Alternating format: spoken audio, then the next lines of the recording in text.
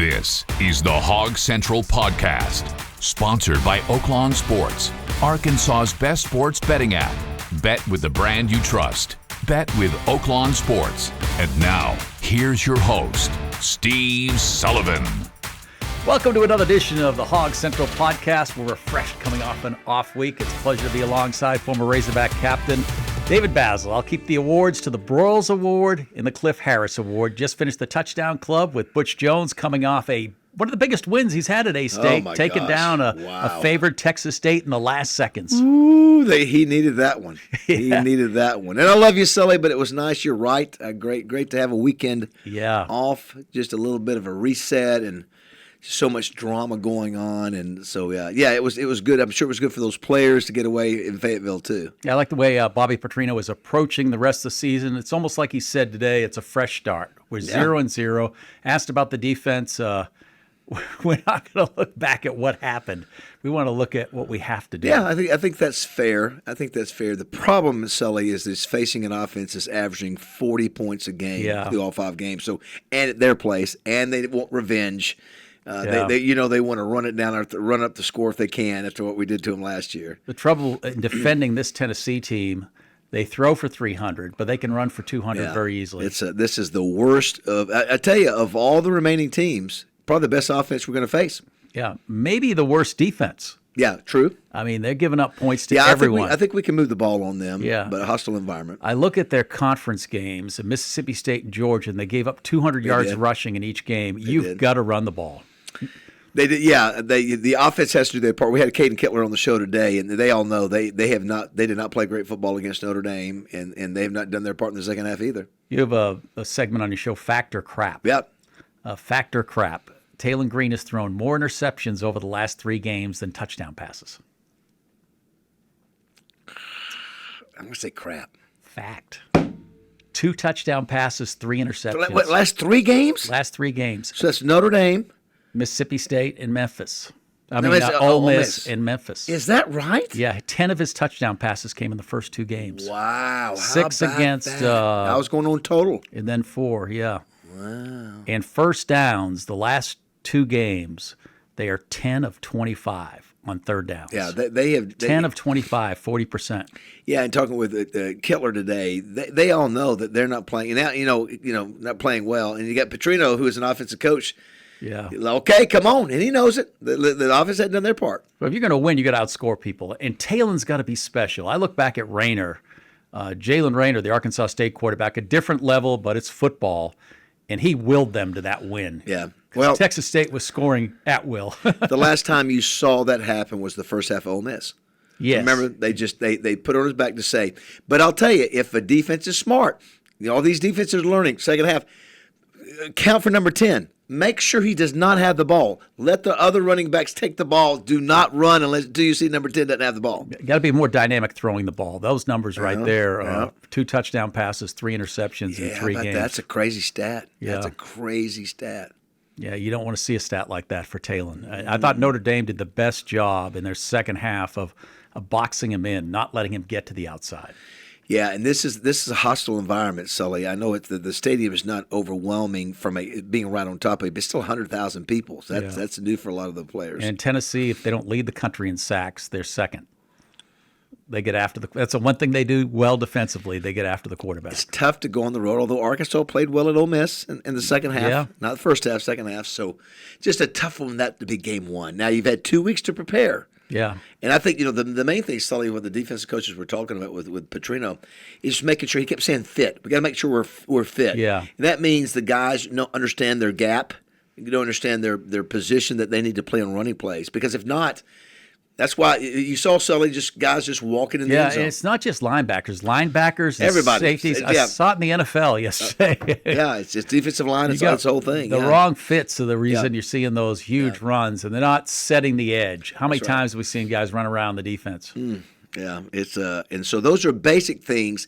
I think you can make this defense play better. They still have the players that they have, but they can play a little bit better football IQ. What if Notre Dame was an outlier? That it was a matchup, that you're more like the defense that played Ole Miss, that you're going to give up 30 a game instead of 50-something a game. Yeah, I just don't. I just don't think, Sully. We got the. Listen, I can be shocked. Joes. Yeah, I think, and it's not just so much the look. The Jimmies and the Joes look good, but what's between the ears and how they play.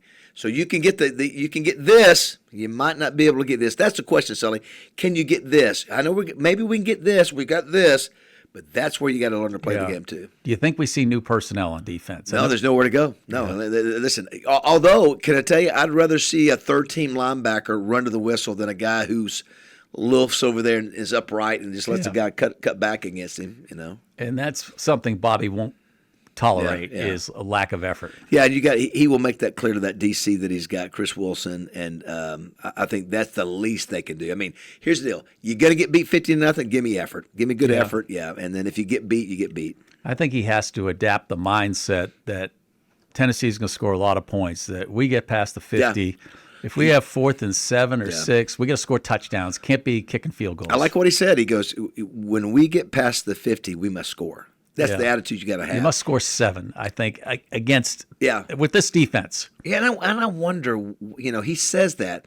That's why I was a little skeptical about does he need to be in the press box or needs to be down low to light a fire on those guys? Because what's been happening in that second half, they seem to be out-coached. His fear with being on the field, he mentioned today, was that he likes to get after the officials. And he doesn't want to get distracted that's what he said? From his play calling. Yeah, that's the only thing on the field. Well, listen, he's been around long enough. He's been around long enough. He can handle that. Can I tell you, that's the last thing he's going to have to worry about in this game against Tennessee is the officials. Yeah, and then you got the fact that Tennessee laid an egg in Fayetteville last year, and that was coming off an off week. That was a different Tennessee team. That was one that was really handicapped offensively with the throwing game. This team is firing on all cylinders. So, and let me bring it up. So Josh Heupel is the type that remembers. Remember, he had this issue going back with Missouri. So he's a guy that will run the score up. Yeah, exactly right, and remembers those kind of things. And of course, Drinkwitz, I think, got him back. Yeah, but he's the type that remembered last year. That was a big loss for them last year. That's a huge loss for them last year. And shut them down offensively. Yeah. And that was that defense that hadn't played great. I know. They had a few games. I know. I just hope that Notre Dame game was an outlier, that it's a lot about matchups and how you match up with other teams, that they're not as bad as they showed the other night. Well, the Oaklawn Sports app, thank you, Oaklawn, is 13.5. That's a big number. Do you think so? I think it is, yeah. Wow, do you? Wow. And just looking it was in Notre Dame, and that was not near enough. Just looking around the SEC, okay. And hey, is there hope? I'm nervous. Yeah. Look at UCLA. They hadn't led in the game all season. Yeah, I got that one wrong. They're a 20-point underdog, and they take down Penn State. They score 42 points. They're 27-7.5 in the first half. Yeah. That's the craziest thing ever. And that was an interim coach. But you know what, too? Watching Penn State, I went back and watched a little bit of that today. They were just so going through the motions. I'm telling you, you better come to play, man. You better come to play. They've got that element, too, in the Big Ten where they got to travel cross country. I know he's complaining about that. But come on, that's where you're tough. That's where come on. Fight. Yeah. You're getting embarrassed. Is that all you got? Yeah. UCLA was terrible. They hadn't scored, I think, 20 points in the whole game this year. Scored and a half. Yeah, it just shows you in college football. I mean, you watch these games. I did watch a lot of football, and I was really impressed with not only Alabama. Quarterback Ty Simpson was really good. Yeah, they're back. But Vandy's for real. Vandy's a much improved team. If they don't turn it over, Pavia doesn't turn it over. It's a game. But I think Alabama's not the dominating Alabama. Simpson kind of put them over the top on Saturday. Yeah, Alabama is better than what people think. They're getting better. Yeah. And I tell you, the other one is A&M. Watch out. They got some studs. Yeah. They seem to always stumble, but so far. Yeah, their quarterback hasn't been outstanding, but their defense is so good. But Sully, he's the even though he didn't hurt us last year, he's the type of quarterback that can hurt us if you don't contain him. Yeah. Yeah, it's a tough schedule. I mean, it's Auburn, is not getting a lot of attention. They're decent. Mississippi State, there's no question. Mississippi State's better. You'd rather not get A&M right after Tennessee. I know. You'd like maybe Mississippi State. Mississippi State's played well too. I know. You got 2 top 10 teams back to back. Eesh. That's tough. Yeah, and no one at the top of the SEC wants to lose to Arkansas or Kentucky. Those are the 2 teams you got to beat. Yeah, if could you imagine if Petrino was taking over this team where you had Alabama A&M or you had Arkansas State that you could play where you could get some confidence together. You have no room. I mean, you go on the road in a hostile environment with 100,000+ people that wants to beat you. Yeah, I think your best chance is to fine-tune this offense. You got to score a lot of points. Yeah, I think that's right. I think that's right, Sully. That's the best chance is somehow keep them off the field, keep moving the chains, and score points. Yeah, we can see Talon have a big game and lead him to a win. I mean, that would be I watched him after his body language after the Notre Dame game, and that was the first time I've seen him down, when he left the field. Well, think about it, Sully. That he had the second half of Memphis. That was not a good half for him either. Yeah. Remember? He didn't play well in the second half of Memphis, and all of a sudden Notre Dame was a little bit better maybe than I think people gave him credit for defensively. And so, football's tough, man. You got these top 20. These are top 25 teams, Steve, and so you it takes a lot. Yeah, it was just a few weeks ago they were celebrating him on ESPN. He had 10 touchdown passes and 1 interception.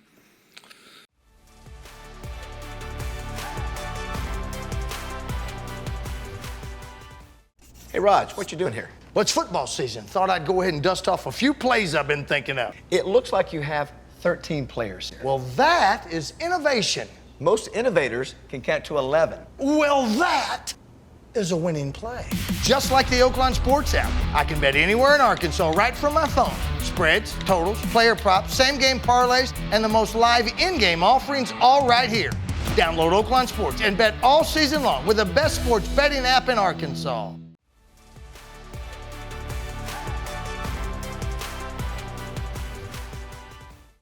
Yeah, again, I remember us talking about this stuff. If you go back, that's Alabama A&M, and Arkansas State, and all of a sudden it gets real.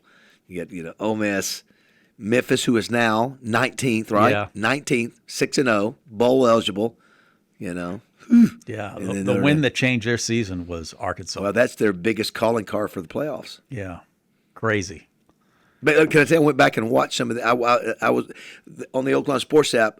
Memphis is one of the best bets this year. They've covered every line.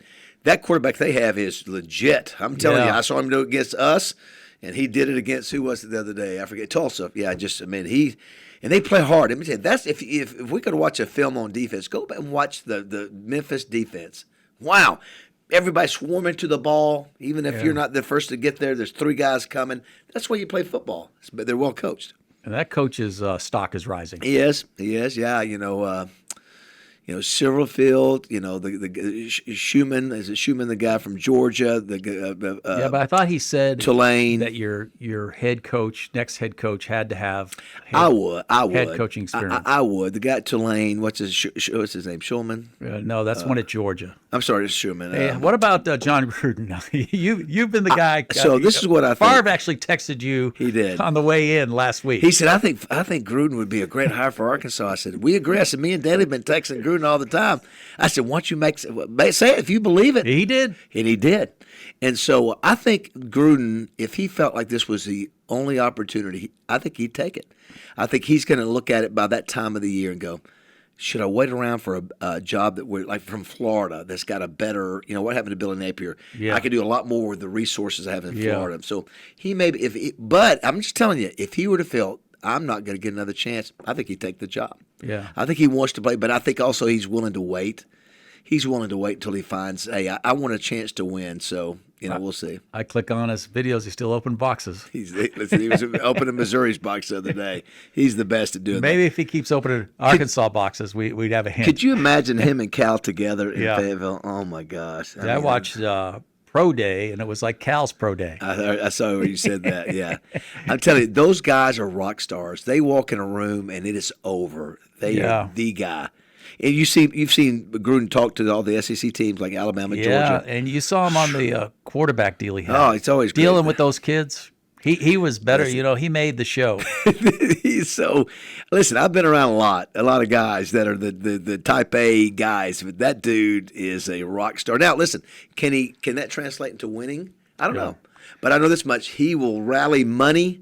And he knows what good talent is. Yeah, it's definitely on his mind because he's talked about it with those players at Alabama. And, I just think it'll be a matter of, does he say, man, is that going to be my only opportunity?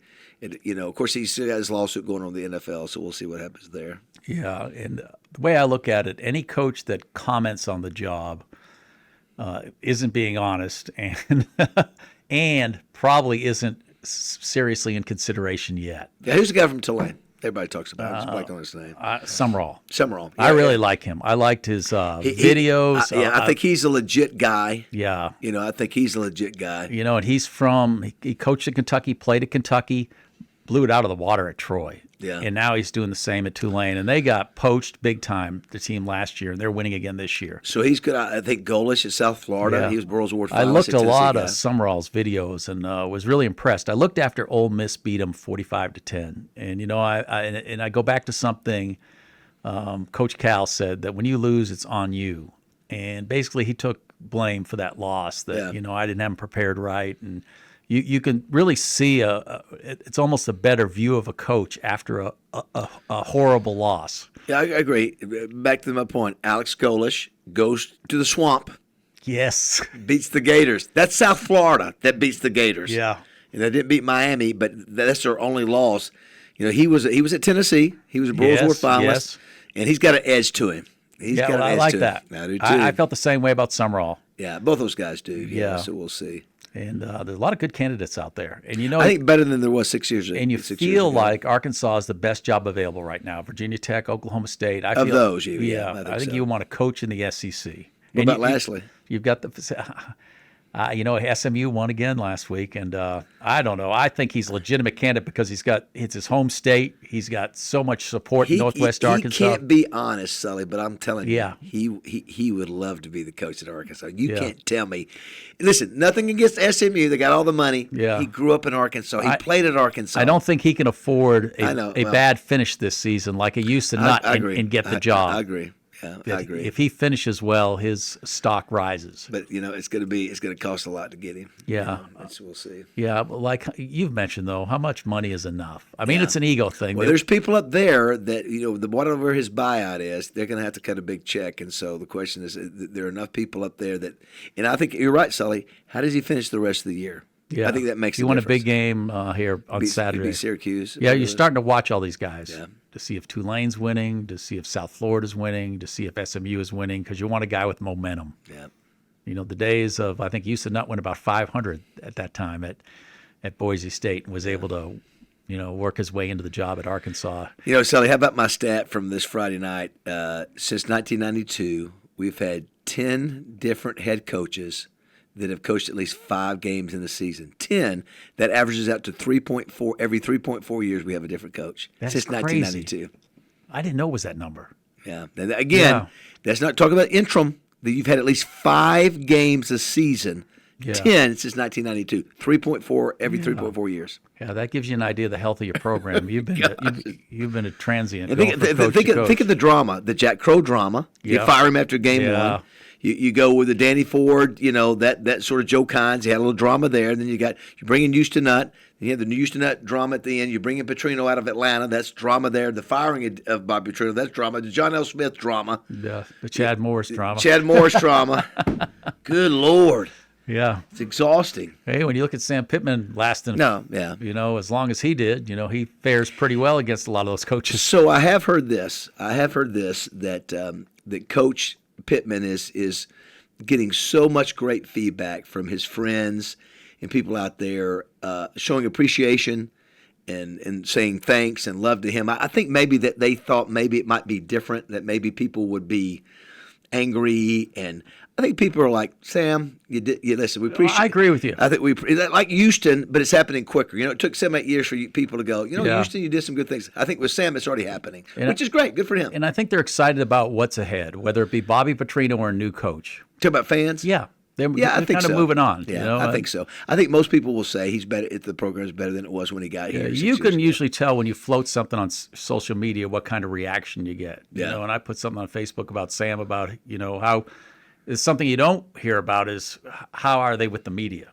Yeah. There's been one coach in Fayetteville, one major coach that showed up for every preseason, and he reads the Twitter and everything, and I haven't always been so positive about him, but never missed an interview and was always way positive. But you know what, though? He always, to him, he's an offensive line coach, Sully. Yeah. And he appreciated this opportunity. And yeah. It was a big deal for him, and he treated everybody nice.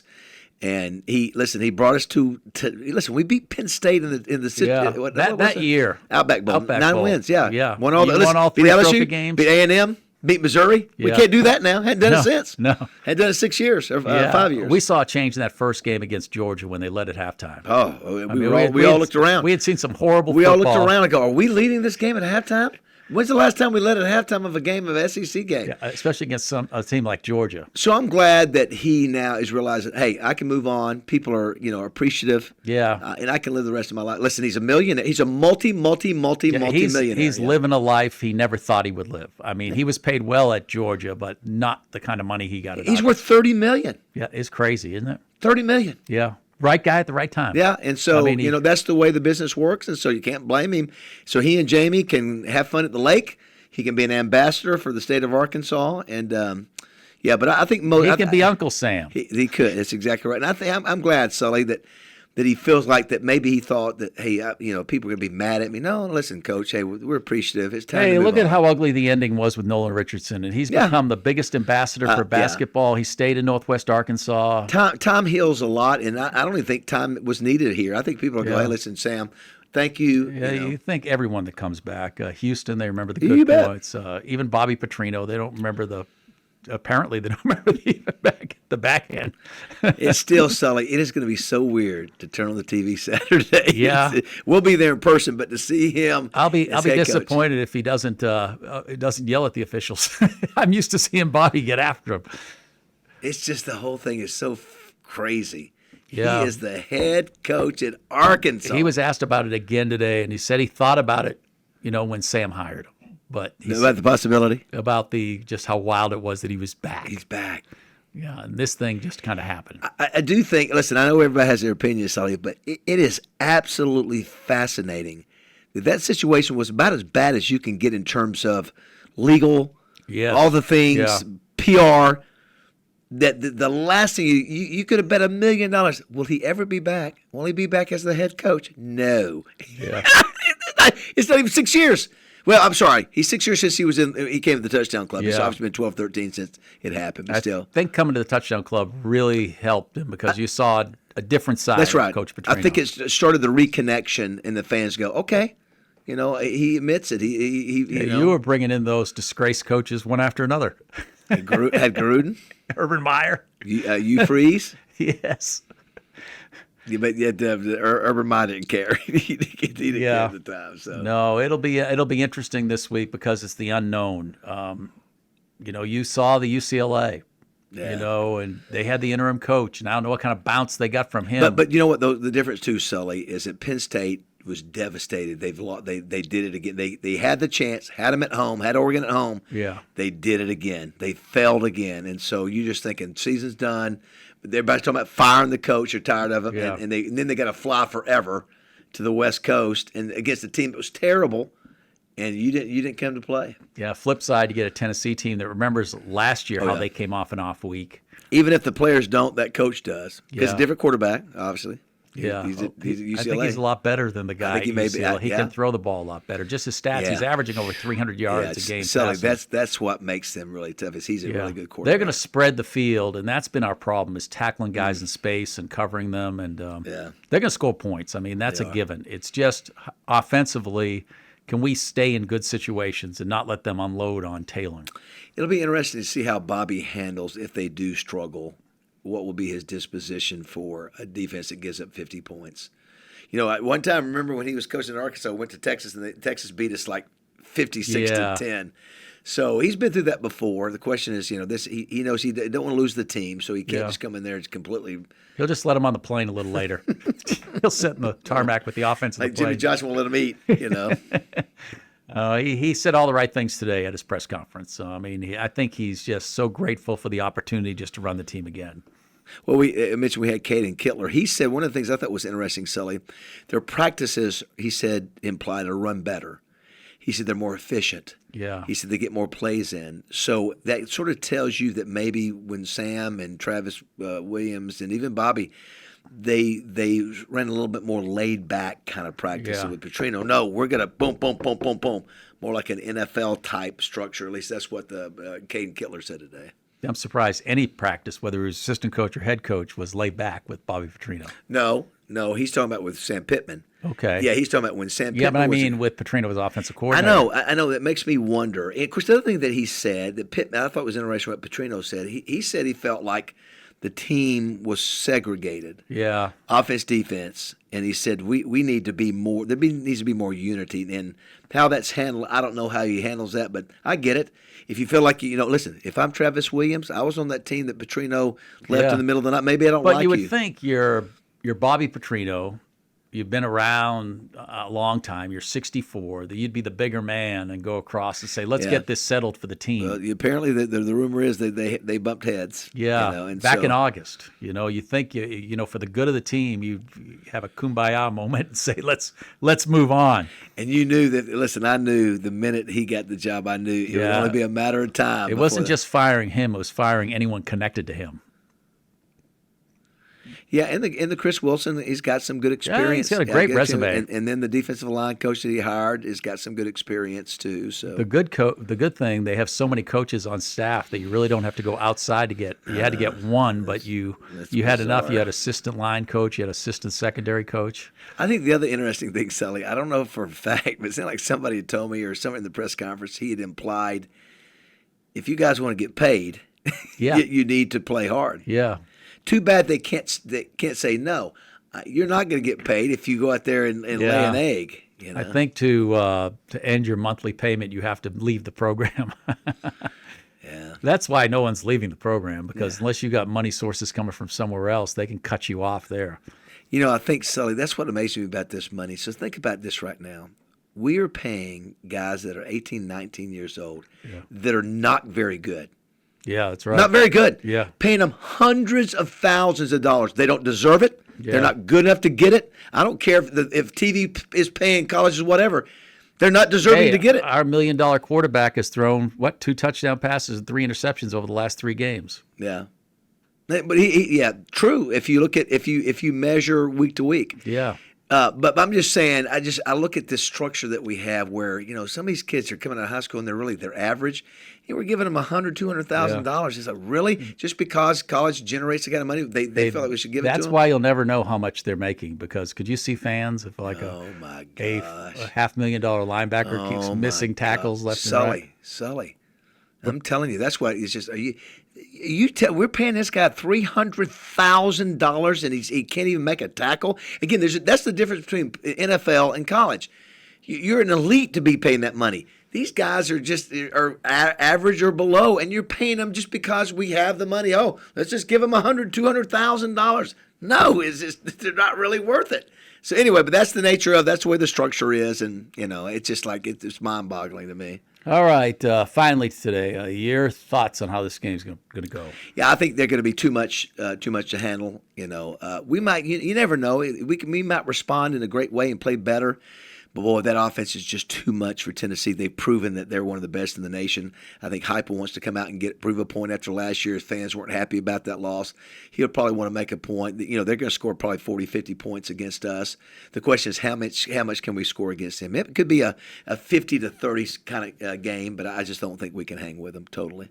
What about you? I think the same thing. Yeah. I think you have to establish the running game. You haven't been able to convert third downs. You're 10 of 25 in the last 2 games. That's not good. You can't get off the field. Just give them the ball back. You got to be in positive situations, 3rd and 4. We can go for that 4th down. And they may go for 4th downs in different parts of the field just to stay in this game. It is a great equalizer, Sully. If you can somehow go out there and be physical and establish the run, it takes time off the clock and gives the momentum to you. You got to throw Georgia out, but Mississippi State was able to run on them. Yeah. It was at Mississippi State, but they had Bothwell or something rushed for 134 yards. They rushed for over 200 yards. So, again, we have the offense to be able to compete. The question is, can we slow them down at all? Probably the best way to slow them down is not give them the ball. Yeah, we got to be solid, too, in the little things, the special teams. Oh, yeah. I mean, Notre Dame, it might have got lost in the wash, but they should have blocked a punt, and they faked a punt. Yeah. And we've had the nation's leading punt returner, and he hadn't gained a yard. I don't think he's gotten a block. No. I'm tired of being highlights for bad special teams coverage. The one we did against with Chad Morris, where the guy. Yeah, North Texas. Yeah, whatever. And then that one by Notre Dame was a great. Yeah, why did they run it up 42 to 13? I don't know why you wasted on that. I'm with you. I'd rather see the defense that gives up 42 in a game, not 42 and a half. Yeah. That was hard to watch. Yeah, well, they got a new group, and they can start over again. Clean slate. We got a new really a new season. To be honest with you. Yeah, think about how many defenses get a new staff midway through the season. It's bizarre. It's crazy. It is. All right, Touchdown Club next week with Nathan Brown. Nathan Brown, Sully, and he'll be good. Of course, after that, you got Kelly Finglass, who just sold out for the Dallas Cowboy cheerleaders, and then Holly Rowe, who is probably the hardest working. She got run over this weekend. Whatever game she was working. So I'll have to look for that for her open. No, you will. Yes, and Sully, I am proud to say, Oaklawn Sports. I'm finally first week I've had a winning weekend forever. 4-1 in college. Wow. 2-2 in the NFL. So anyway, download the Oaklawn Sports app if you haven't. Finally back on track. Your only loss was the Penn State game. It's it. God, I was so mad. That gives Arkansas hope. Yeah, they're a 13-point underdog. They're going to Tennessee. No one thinks they're going to win. And Bobby would be the toast of Could you imagine? ESPN. Could you imagine? It's happened before. Joe Kynes did it. Yeah. It's going to be harder to beat this Tennessee team because they score. I mean, they've scored in every game, and they scored 41 against Georgia. Yeah. It's pretty impressive. Yeah, and that's a different team than that one that played last year in Fayetteville. All right, I want to thank you, and thank you for tuning in to the Hog Central Podcast.